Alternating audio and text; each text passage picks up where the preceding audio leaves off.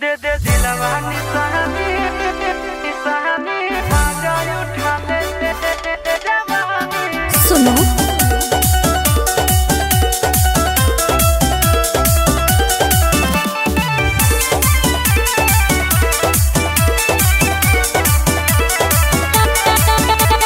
देखते हो बाबू आँख फाड़ के, मैं फिर नहीं दूंगी रे प्यार के।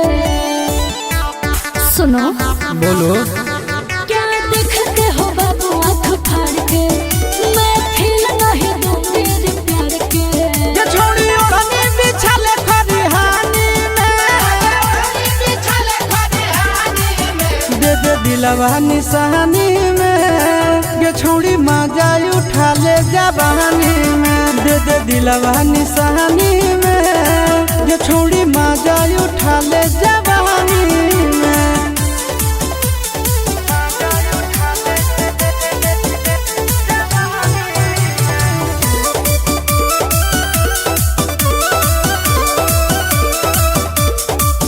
तोरा झोली के चीज बढ़ल जा हो, हमर दिल में बुखारा चढ़ल जा हो।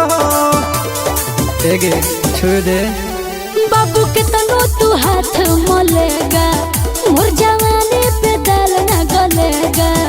आग लग जी तो सुगनी के पानी में, दे दे दिलवा निशानी में। छोड़ी मजा उठा ले जवानी में, दे दे दिलवा निशानी में। ये छोड़ी मजा उठा ले जवानी में।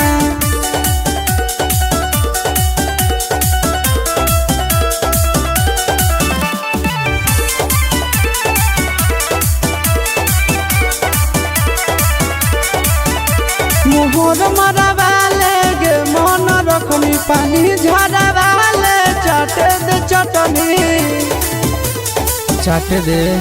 जो जवानी का नखरा झेलेगा, वह सजिया को साथे खेलेगा। आशीष के साथ चल मच्छरदानी में,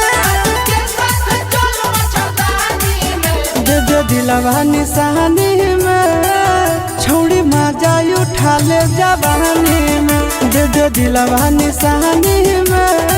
ये छोड़ी मजा उठा ले जवानी में। फायदा में रहोगी बाबू, दे दे दिलवा निशानी में। ये छोड़ी मजा उठा ले जवानी में, दे दे दिलवा निशानी में। ये छोड़ी मजा उठा ले जवानी